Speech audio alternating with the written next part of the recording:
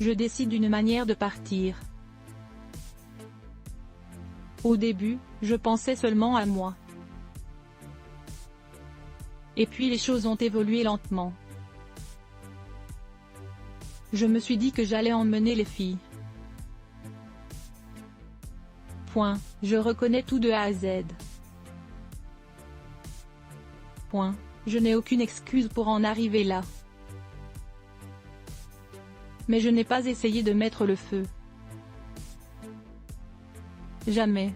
Ce sont avec ces mots qu'Abdelhamzem a pris la parole lors de l'audience qui se tenait à la cour d'assises d'Aix-en-Provence, ce 4 mars et à l'issue de laquelle il a été condamné à 15 ans de réclusion criminelle, a indiqué Le Monde.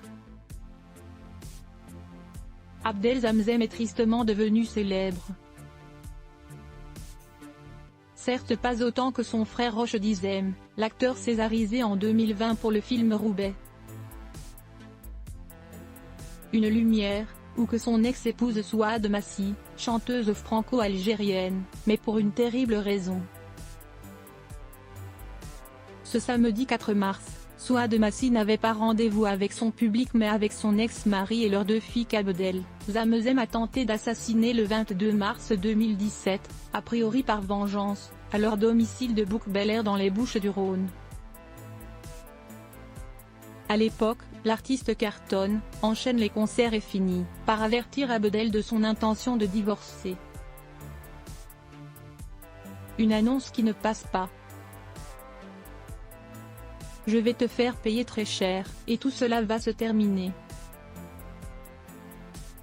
Tu vas comprendre le sens du mot souffrir aurait-il alors déclaré lors d'un appel passé à Souad Massi. Cette dernière, à Paris pour des raisons professionnelles, prend les menaces très au sérieux et avertit les autorités. Un 6e sens qui leur sauvera la vie à tous. Quand les secours réussissent à pénétrer dans la villa de la famille, ils retrouvent le père inconscient au rez-de-chaussée, les veines tailladées, un mégot de cigarette au pied. À l'étage, les 2 filles, presque inconscientes après avoir ingéré à leur insu une forte dose de barbiturique, endormies et partiellement asphyxiées par le gaz que leur père a laissé s'échapper d'une bonbonne dissimulée derrière un fauteuil. Autre détail, 40 litres de pétrole répandus dans la maison, lequel aurait dû s'enflammer, ce qui n'a heureusement pas été le cas.